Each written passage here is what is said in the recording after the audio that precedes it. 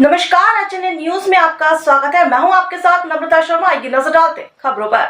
बरकतुल्लाह विश्वविद्यालय का नाम बदलने की कथित कोशिशों पर एआईएमआईएम के प्रदेश अध्यक्ष मोहसिन अली खान ने कड़ा विरोध जताया है। उन्होंने सरकार पर विकृत मानसिकता पर आरोप लगाते हुए कहा है कि स्वतंत्रता संग्राम सेनानी अब्दुल हाफिज मोहम्मद बरकतुल्लाह उर्फ प्रोफेसर बरकतुल्लाह भोपाल की माटी के लाल थे। उन्होंने भोपाल से शिक्षा दीक्षा ग्रहण की और विदेश में जाकर भारत की आज़ादी के लिए अलख जगाई। वह एक महान विद्वान थे जिन्होंने अपनी लेखनी और को स्वतंत्रता आंदोलन में हथियार बनाया। देश की आज़ादी में उनके इस अमूल्य योगदान को सम्मान देने के लिए साल 1988 में तत्कालीन कांग्रेस सरकार ने भोपाल विश्वविद्यालय का नाम बदलकर बरकतुल्लाह विश्वविद्यालय किया था। परंतु आज भाजपा सरकार एक विकृत मानसिकता का प्रदर्शन करते हुए इस महान स्वतंत्रता सेनानी के नाम और योगदान को मिटाने का प्रयास कर रही है। क्या प्रोफेसर बरकतुल्लाह का कसूर सिर्फ यह था कि वे एक विशेष समुदाय मुसलमान से आते थे, जिसके कारण उनके नाम को निशाना बनाया जा रहा है? वहीं उन्होंने भाजपा सरकार की प्राथमिकताओं पर सवाल उठाते हुए कहा है कि आज महंगाई चरम सीमा पर है, युवा बेरोजगार घूम रहे हैं, एक महिला अपराध ऐसे बढ़ते जा रहे हैं।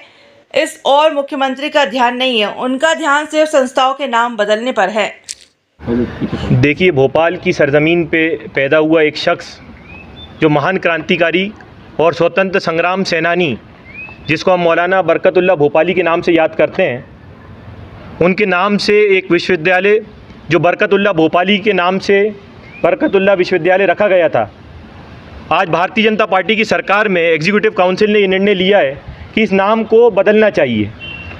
तो मैं आप लोगों को बताना चाहता हूँ कि इससे पहले भी मध्य प्रदेश के वज़ीर आला डॉक्टर मोहन यादव ने अपने बयानों में स्पष्ट करा है कि जब भी मौलाना नाम उनकी ज़बान पे आता है तो उनकी ज़बान खटकती है। जब कहीं मौलाना अपने कलम से लिखने की बारी आती है तो उनका पेन अटकता है।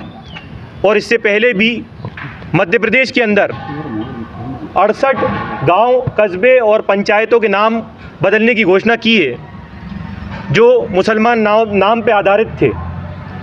तो मैं कहना चाहता हूँ कि मैं और मध्य प्रदेश के तमाम मुसलमान और यकीनन अमन पसंद लोग इसकी पुरजोर मजम्मत करते हैं, मुखालिफत करते हैं और कड़े शब्दों में निंदा करते हैं।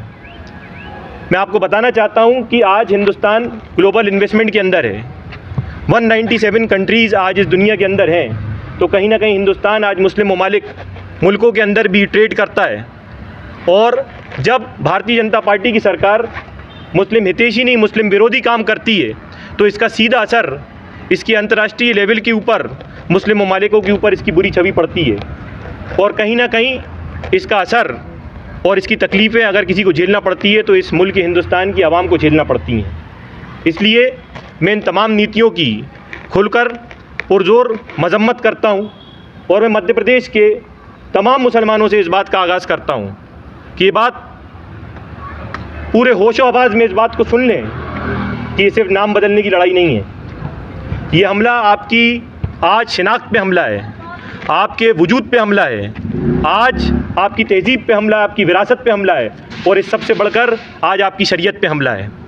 अगर घर से निकले नहीं, आज वो सड़कों के ऊपर इस लड़ाई को लड़ने के लिए बाहर नहीं निकले तो यकीनन कल वो तैयार रहें, उनकी शरीयत पे मदाखलत होगी और यूसीसी जैसे कानून लाकर उनकी शरीयत में पुरजोर मदाखलत की जाएगी, जो ख़तई हम लोगों के लिए बर्दाश्त नहीं होगी। इसलिए ऑल इंडिया मजलिस इत्तेहादुल मुस्लिमीन के राष्ट्रीय सदर बैरिस्टर असदुद्दीन ओवैसी साहब का एक छोटा सा नुमाइंदा हूँ और मध्य प्रदेश की तमाम मुस्लिम और अमन पसंद आवाम को इस बात की इस प्रेस कॉन्फ्रेंस से ये ऐलान करता हूँ कि आज वक्त है इन तमाम बातिल ताकतों से लड़ने का और मैं इस लड़ाई को आपके साथ लड़ने के लिए तैयार हूँ। और अब ये लड़ाई सड़कों पर लड़ी जाएगी, न्यायपालिका में इस लड़ाई को हम ले जाकर लड़ेंगे, लेकिन अब जुल्म को हम सहन नहीं करेंगे, चाहे कोई भी कुर्बानी हमको देना पड़े।